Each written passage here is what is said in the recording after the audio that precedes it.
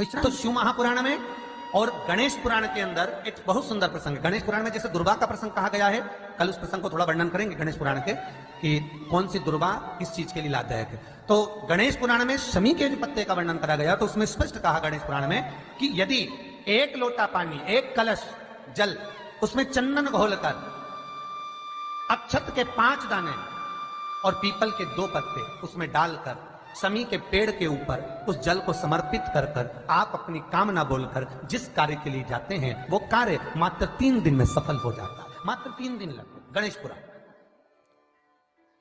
शमी पत्र का, शमी का जो पौधा आपको कहा था, बेलपत्री माता पार्वती के नैनशू से प्रकट हुई, रुद्राक्ष का पौधा शंकर भगवान के नैनशू से प्रकट हुआ, और शमी का जो पौधा है वो उमा और महेश, माता पार्वती का जो एक अवतार हुआ था उमा अवतार। तो माता पार्वती, तो 52 अवतार माता पार्वती के हुए हैं, उसमें एक अवतार माता पार्वती का उमा अवतार है। तो उमा अवतार जब माता पार्वती का हुआ था तो उसके साथ में शंकर भगवान को महेश्वर अवतार लेना पड़ा। महेश्वर अवतार भगवान शंकर ने लिया। तो उमा और महेश्वर का जब मिलन हुआ था, उस मिलन के दृष्टिकोण से, उस मिलन की दृष्टि से शमी का पौधा उत्पन्न हुआ। शंकर भगवान की जो जलाधारी है, बस उस जलाधारी का मुख उत्तर का होना चाहिए। घर में भी अगर शंकर भगवान का शिवलिंग रखते हैं अपन, तो शंकर जी की जो जलाधारी का मुख होता है वो उत्तर का होना चाहिए। उत्तर।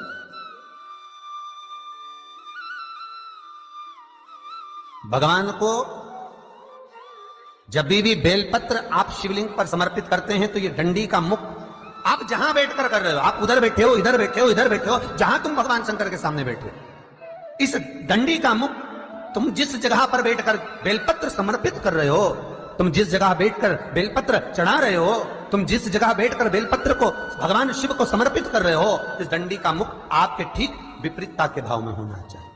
भगवान शंकर को जहां बैठकर चढ़ाओ, डंडी का मुख विपरीतता।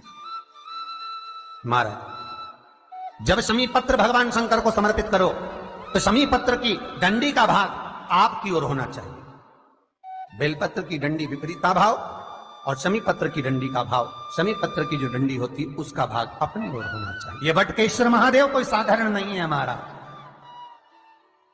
अदालत में केस चल रहा हो, प्रशासनिक कोई परेशानी आ रही हो, कोई एग्जाम निकल नहीं रहा हो, कोई केस अदालत में चल रहा है, नहीं निपट रहा, बड़ के पेड़ के नीचे शिवलिंग का निर्माण करिए और शिवलिंग का निर्माण कर कर, पूजन कर कर, घी का घृत का दिया लगाकर दही चढ़ाइए। उस दही को वापिस हाथ से चम्मच में निकाल लीजिए।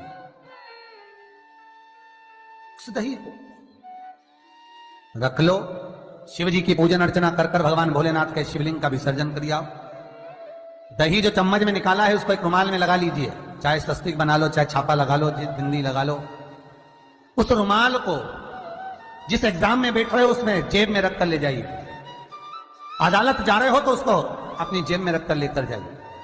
महाराज, बटकेश्वर महादेव का पूजन, बटकेश्वर महादेव का स्मरण, बटकेश्वर महादेव की आराधना, बटकेश्वर महादेव का नाम जाप, बटकेश्वर महादेव की अर्चना फल दे।